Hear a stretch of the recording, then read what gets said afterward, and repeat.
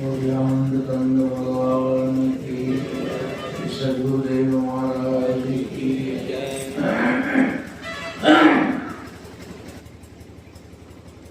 ये सत्संग की गोष्ठी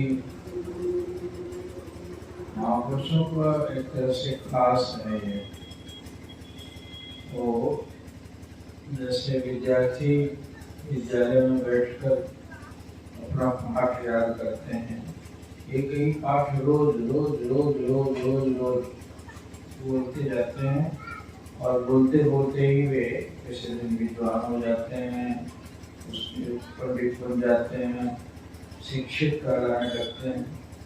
उसी तरह से आज वर्षों से हम वही प्रार्थना, वही अदा और वही भजन, वही उपदेश, वही संदेश हम सुनते होते हैं। किसी क्रिया को बार बार करते करते वो क्रिया हमारे चित्र में उतर जाती है और हम उसके अनुरूप बनते जाते हैं। तो सत्संग तो इस तरह से प्रतिदिन सुनते हैं। बेशक शुरू लड़के से पूछा जाता है तो कि आपको बच्चा अभी क्या कर रहा है? अभी पढ़ तो नहीं रहा है, इसको स्कूल में बैठने की आदत डाल रहे हैं। ये आदत डालना कौन पढ़ना है भाई?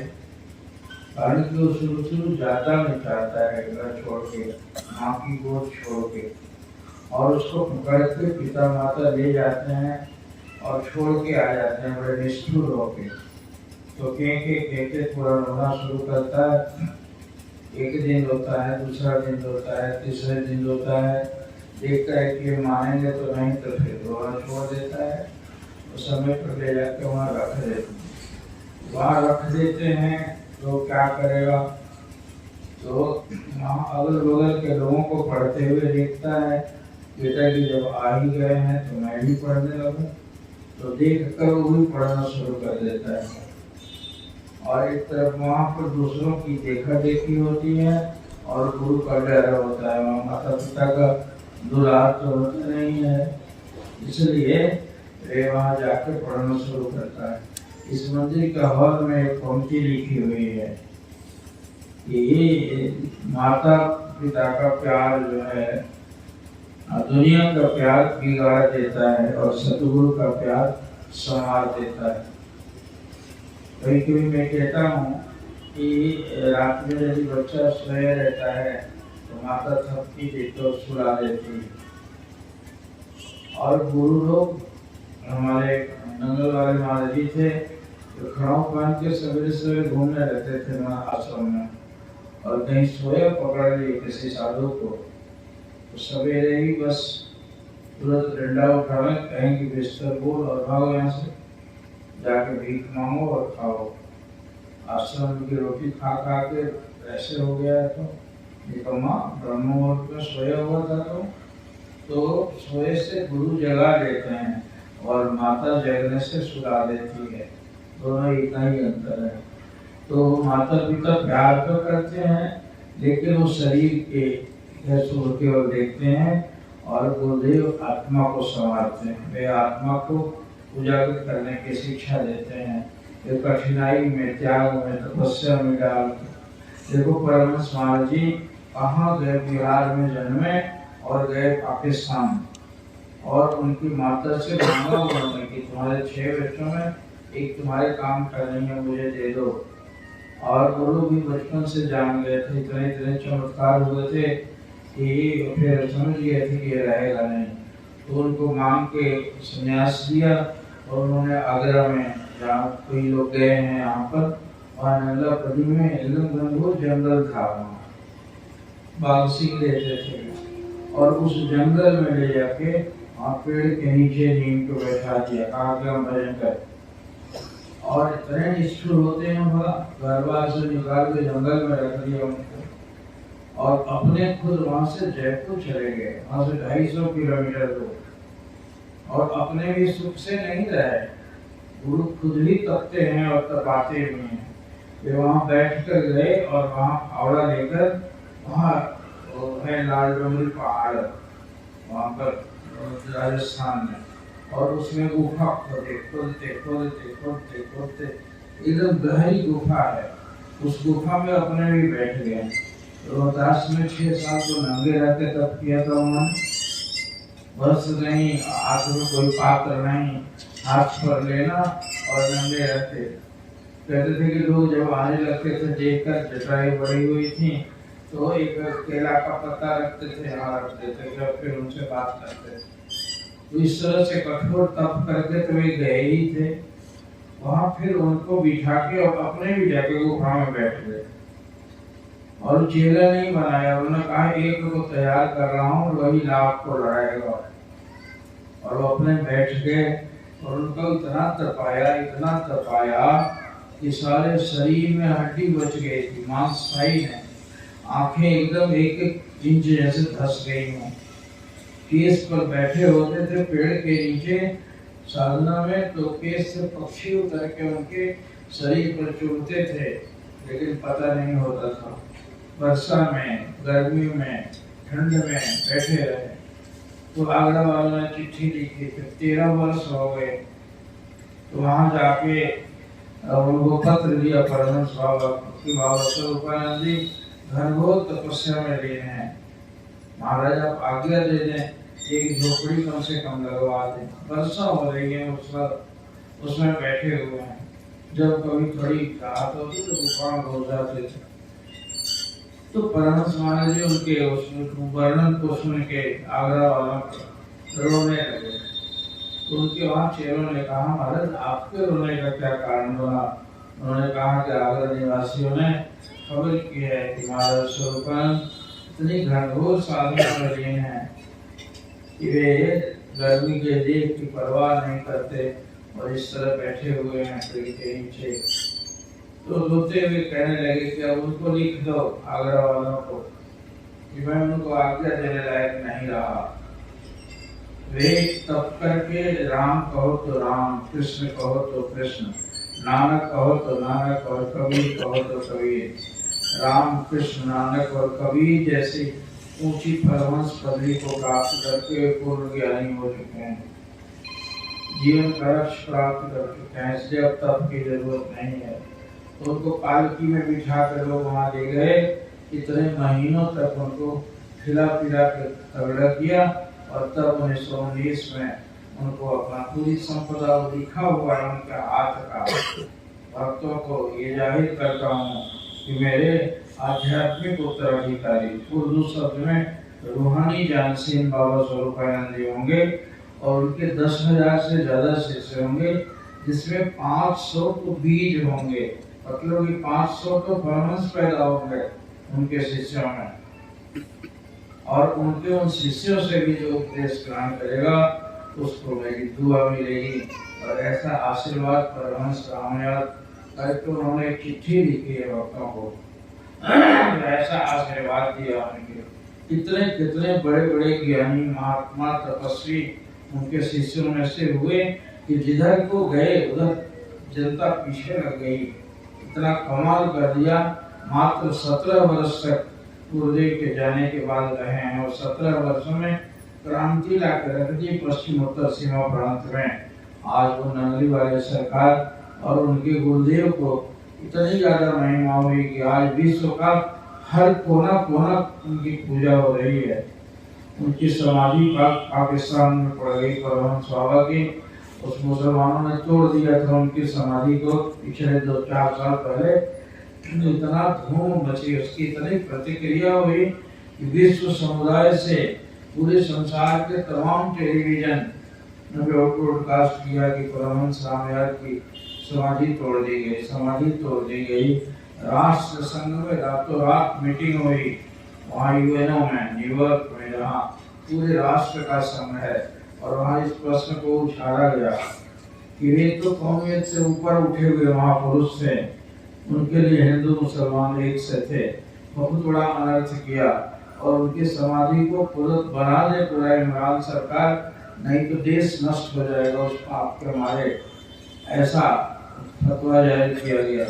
इमरान उस समय वो प्रधानमंत्री थे वहाँ के पाकिस्तान, और देखते देखते 6 करोड़ रुपया पाकिस्तान सरकार ने लगा के उनकी समाधि बनाई और जज ने लिखा, जो जज मुसलमान इस्लामाबाद के सुप्रीम कोर्ट का जज था, उसने लिखा कि इतना बड़ा बढ़िया जजमेंट दिया है उसने कि इनके समाधि को सुरक्षा देने के लिए पाकिस्तान सरकार उसको वादा करे और वहाँ पुलिस चौकी बनाए कि बाद में एक मीट भी नहीं रखना चाहिए।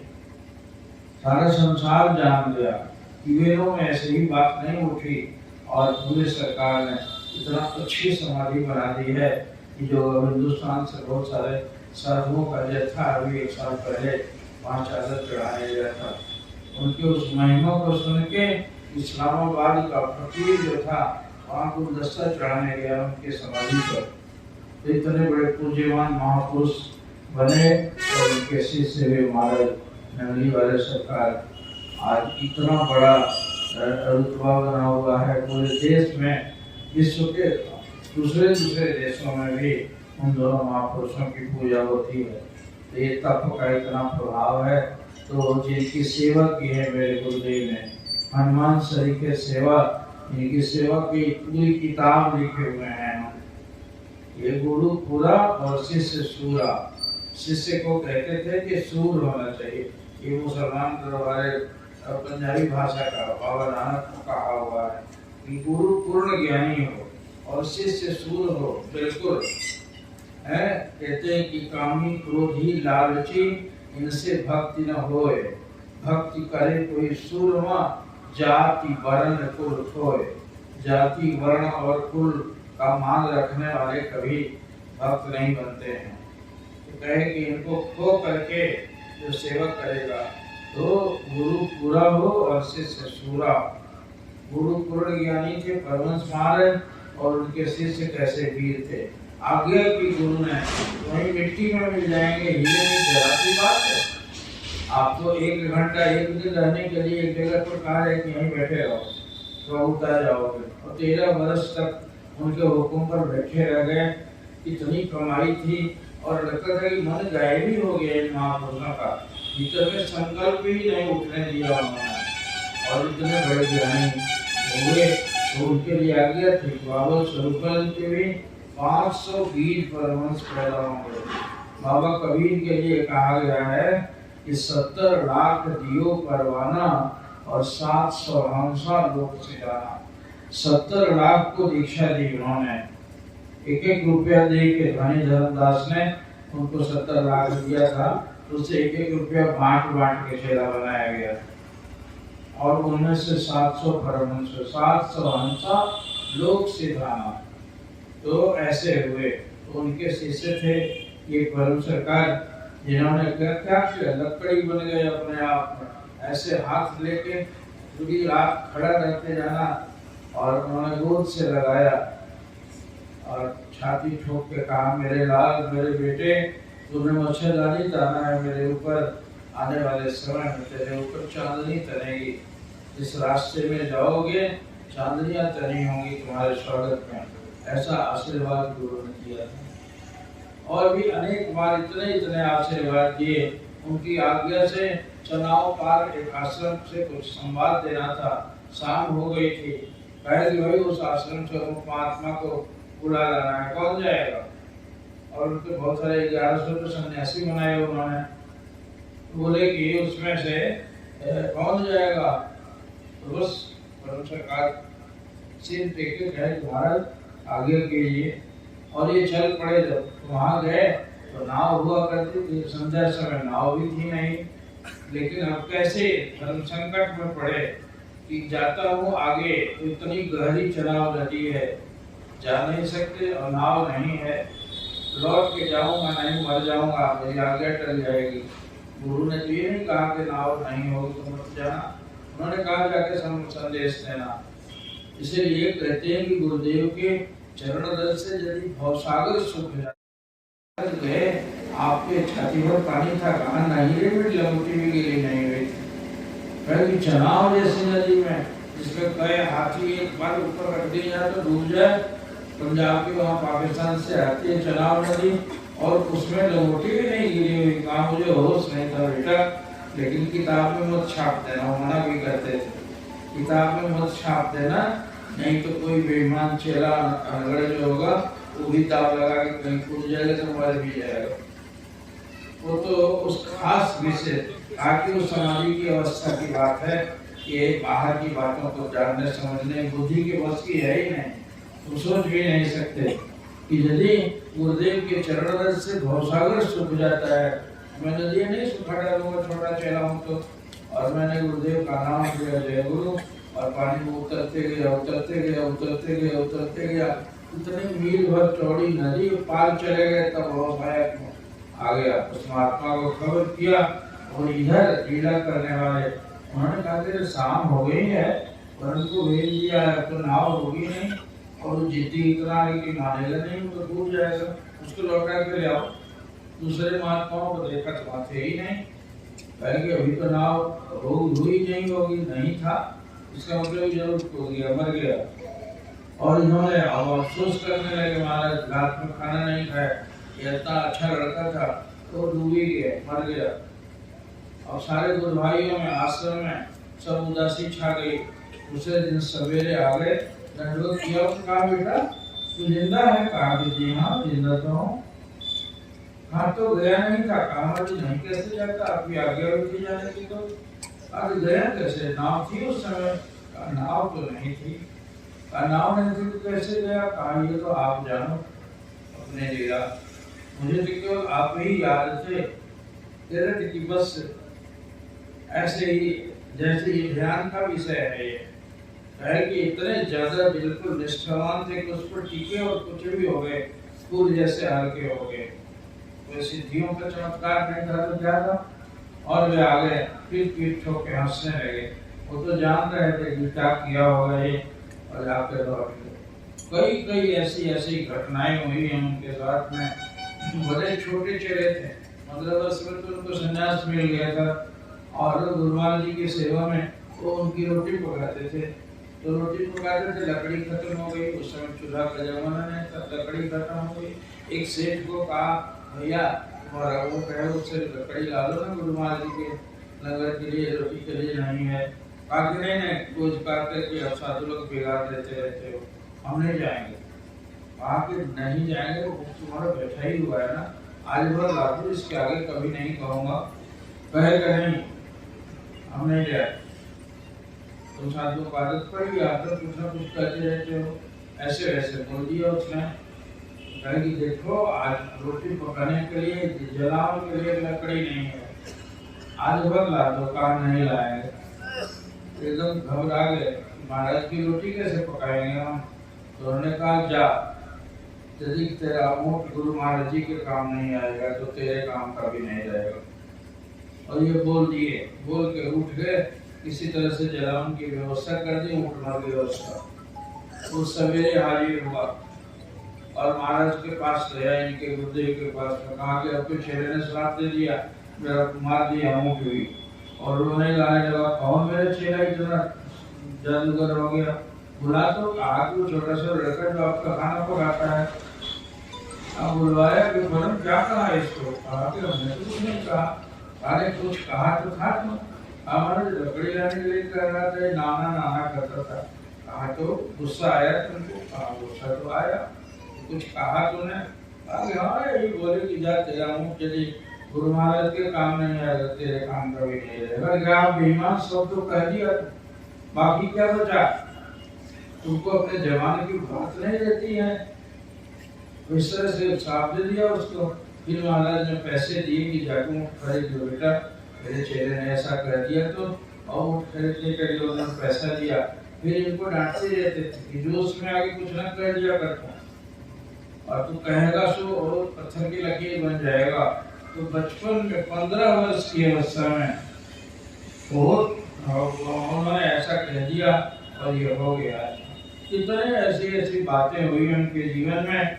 गाड़ी चढ़ने के लिए गए, गुरु महाराज जी कितने दूर थे, स्टेशन दूर था जहाँ उनके गुरुदेव थे, बहुत दिन से दर्शन नहीं हुआ था। तो मालगाड़ी में चढ़ गए, दूसरी कोई गाड़ी थी नहीं, मालगाड़ी के गाड़ी के डब्बे में गाड़ी ने उतार दिया। कहा कि नहीं ले जाएगा। कहा कि यात्री गाड़ी थोड़े है। कहा देखो आज भर ले चलो, मेरे गुरुदेव वहाँ सवेरे चले जाएंगे, मुझे दर्शन नहीं हुआ है, मेरे प्राण तड़प रहे हैं उनके दर्शन के लिए।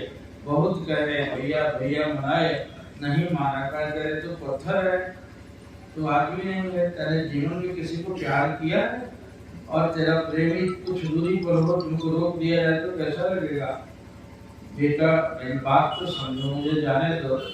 नहीं माना, अंत में कहा ठीक है जाके, और जाके पेड़ के नीचे बैठ गए। आप उनके गुरु महाराज जी की याद करने लगे और गाड़ी को घिसे लिया तो गाड़ी स्टार्ट ही नहीं हो। और बड़ी मुश्किल से ऐसा हुआ तो इंजन को हटा के दूसरा इंजन ला के उसमें रिप्लेस किया गया। उधर से इंजन दूसरा चल के आया, लगा, उसके बाद फिर स्टार्ट नहीं। ऐसे हैरान हो गए इंजीनियर, लगे रहे घंटों, क्या हो गया यार, कहीं नुक्स भी नहीं पकड़ा था और ये गाड़ी चल नहीं रही है। तब उस गार्ड ने कहा कि अरे भी साधु था, छोटा सा ना, वो गुस्से में आ गया, उसको चढ़ने नहीं दिया, मैंने उतार दिया था। तो खोजो कहाँ गया, रात का समय, और देखा गया कहीं स्टेशन पर थे नहीं, इधर उधर नहीं थे।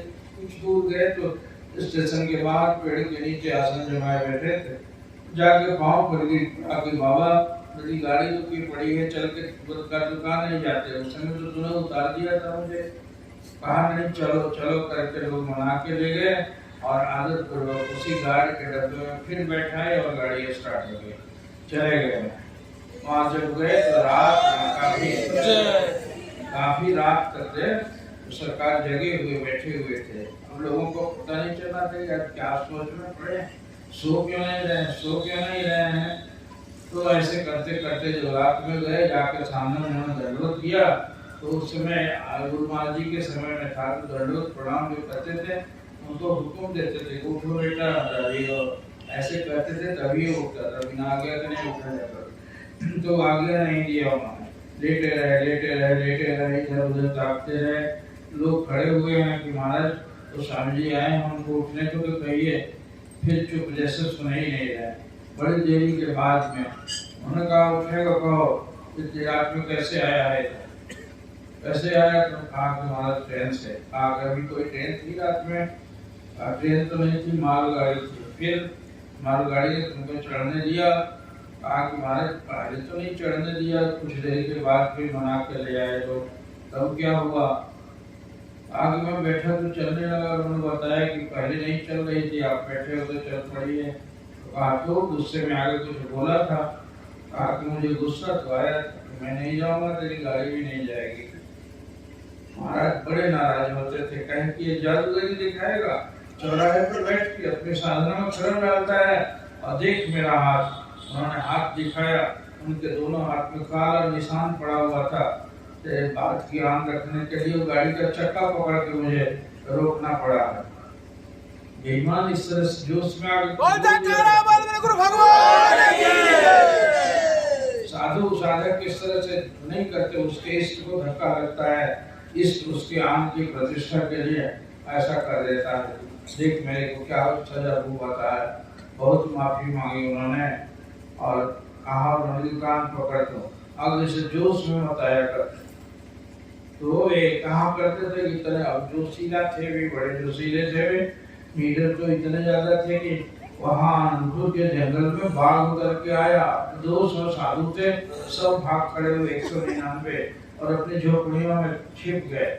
परम सरकार कहे कि मैं तो इससे पीछे नहीं भागूंगा, पीछे काट के मर जाऊंगा, इससे लड़ते लड़ते तो मार दूंगा। सब लोग जाके झोपड़ी में घुस गए और एक कुल्हाड़ी लिए। तो उस समय के आपको देखिए, यहाँ एक महात्मा बोल रहे थे कि वो तो जोगी थे, वो आंख में आंख जैसे मिला के बाघ गरजा, तो उसको त्राटक क्रिया से उसका बल तोड़ दिया उन्होंने, और एकदम दांत की इसके हाथ में कुल्हाड़ी लेके और दौड़े, कहे साले मिले, पकड़ के जबड़ा फाड़ दूंगा, भाग जाने। और ऐसे कहना था कि शेर गड़बड़ाया और लौटा और पूंछ उठा के भाग खड़ा हुआ जंगल में। फिर वैसे उनको लेके लोग आए गुरुदेव के पास में, मुझे कार्य लगाने लगे। महाराज ने पीठ ठोका, चलो मेरा शेर है ये, और उनको और घी में ऐसे जो घी से ले करके खा के पी ले, और उनको पिलाने को दिया। तो एक बार सत्संग चल रहा था, और गुरुदेव अपने यहाँ मंच पर बैठे थे और उनसे कहा कहीं किसी सेवा में होंगे। बड़ी जनता आती थी उस समय, बड़े बड़े राजे महाराजे शिष्य थे उनके, और इतने ऐसे पड़े हुए थे। तो गुरुदेव हमारे आए, जब वो देखे तो कहीं की जगह तो है नहीं बैठने के लिए, और सत्संग का ही अनुशासन होता है, आप पीछे आए हो तो पीछे बैठना चाहिए। बड़े धक्के से आके कई लोग आगे बैठ जाते हैं, तो ये नहीं। तो देखे कि मैं पीछे पड़ गया हूँ, तो वे दूसरी ओर इधर खड़े हो गए। तो उनका रुख इधर की ओर था और प्रभु ये भी इधर खड़े हो गए। तो बोलते बोलते बोलते बोलते महाराज का गर्दन ऐसे घूम जाए, फिर इधर करें, फिर घूम जाए इधर, और ये दीवार से ऐसे खड़े हुए ताक रहे हैं। तो ताकत में पूरे पलक को रोक के करना होता है उस क्रिया को। तो ऐसे सिद्धि थी उनको। तो ऐसे करके 2-3 बार जब गर्दन घुमाए तो नंदी वाले महाराज कहे कि परम मारो मत थप्पड़। तो आनंदपुर के जंगल का बाग समझ लिया क्या कि मुझे डराता है, तो निगाह नीचे कर। तो उन्होंने ऐसे नीचे निगाह करके प्रणाम किया। तो ऐसी ऐसी लीलाएं उनकी थी विचित्र की। तो इतने सक्षम महापुरुष थे, रिद्धि सिद्धियों के ज्ञाता थे। उनके जन्म कुंडली को हम लोगों ने पटना में एक बड़े नामी ज्योतिषी थे पंडित विष्णुकांत झा, जिनको पद्मश्री दिया था राजेंद्र बाबू ने उस समय के दिनों में। बड़े नामी पंडित थे, 3 लाइन में जो उनकी डिग्री थी, बड़े निष्णात थे। तो उनको गुरुदेव का कुंडली हम और कि भैया हमारे दोनों आदमी जाकर दिखाए थे, उनका नाम सुने हुए थे। दिखते ही चौंक पड़े थी, मैन इज ए ग्रेट योगी। कहा कि तो बड़े भारी योगी हैं, कैसे मिले तुमको? और लेके कुंडली दिखाने लगे और बोलने लगे। बचपन में वैराग्य हुआ, 14 वर्ष की उम्र में माता पिता के इकलौते लड़के थे, माँ बचपन में मर गई है और वैराग्य ले लिया उन्होंने। कहा कि 18 साल की उम्र में आत्म साक्षात्कार भी हो गए। 27-28 में तमाम समस्त रिद्धि सिद्धियों के मालिक हो गए हैं। हैरान हो गए देख के। और उनको पूछा मैंने कि महाराज इनकी आयु के बारे में कुछ बताएंगे? कहा तो कालजयी हैं, मृत्युंजय हैं, ये शिव पदवी को प्राप्त हैं, 2 बार काल का वारण कर चुके हैं और तीसरी बार शिक्षा से बुला के जाएंगे। इसलिए यदि खुश रहे तुम लोगों पर तो जितने दिन इच्छा होगी रहेंगे, यदि नाराज हो जाएंगे तो तुरंत लीला समेट लेंगे। तो इस काल को मुट्ठी में बांधने वाले मसीहा आप थे। इतने बड़े योगेश्वर से संपन्न, इतने बड़े महायोगी आज आगमन दिवस मना रहे हैं। उनके अनंत लीलाएं हैं, अपार लीलाएं हैं। सौभाग्य है इस बंदे को कि उनके चरणों में बैठने को मिला है और बहुत प्यार और आशीर्वाद दिया है उन्होंने, और वही बांट रहे हैं। उनकी प्रेरणा से आप लोगों के बीच में आता रहता हूँ। और तो कुछ न योग न साधन न अध्ययन न और न त्याग न तपस्या। बचपन में उनके प्यार में पागल होगा, सारी दुनिया को, समाज को, परिवार को, सबको धत्ता बताते हुए उनके चरणों में चला गया था। और कुछ दिन समय उनके पास बीते थे। तो इस झोली में जो कुछ भी उन्होंने कृपा से थोड़ा सा डाल रखा है वही सुगंधी है।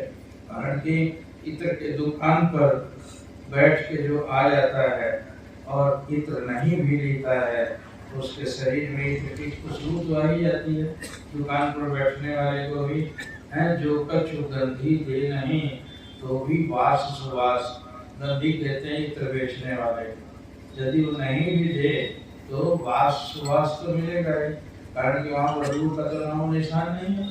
आप शराब की दुकान से उठ के आओ तो वहाँ की बदबू मिलेगी आपको। और यदि खुशबूदार महापुरुष जो अपने करनी से इतने जगमगाते हैं उनके पास से आओगे तो उनकी कृपा का छोटा कण भी तो प्राप्त हो ही जाता है। इसलिए उस इत्र के दुकान पर बैठा हूँ कुछ दिन तक, यही इस खुशबू का राज है। और जो उनसे मिला है आपको भी वो खुशबू मिले। ये परमात्मा और परम प्रभु आपके अंदर में उसी प्रकार की भक्ति, सज्जनता, सच्चरित्रता का बस सुवास आपके अंदर में भरे। ये सबके लिए उनके उस पावन पीठ की तरफ से हृदय से आशीर्वाद देता हूँ। आप सबका मंगल हो। हरिओम से पूरी दया दो सतगुरु भगवान की जय। प्रभु मेरे जीवन को जीवन बना दो, प्रभु मेरे जीवन को जीवन बना दो। जगत जाल का मेरा झगड़ा मिटा दो, जगत जाल का मेरा झगड़ा मिटा दो।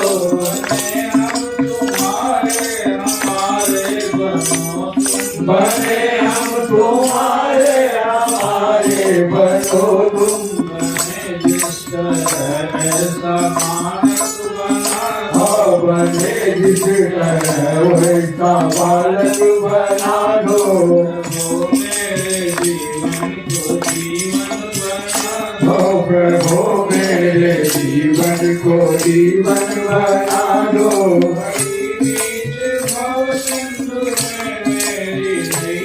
बड़ी बीच भव सिंधु में मेरी नैया, कृपा करके गुरुवर किनारे लगा दो, कृपा करके गुरुवर किनारे लगा दो। मेरे जीवन को जीवन बना दो, प्रभु मेरे जीवन को जीवन बना दो। तुझको खोजूं कहाँ तुझको पाऊं, कहाँ तुझको खोजूं कहाँ तुझको पाऊं। कृपा करके अपना पता तो बता दो, कृपा करके अपना पता तो बता दो। मेरे जीवन को जीवन बना दो, प्रभु मेरे जीवन को जीवन बना दो।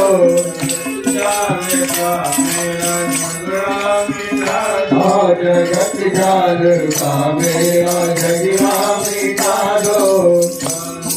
भगवान की जय, सनातन धर्म की जय, जादू परम समाज की जय, निवासी भगवान की जय, परमपुरी सरकार की जय।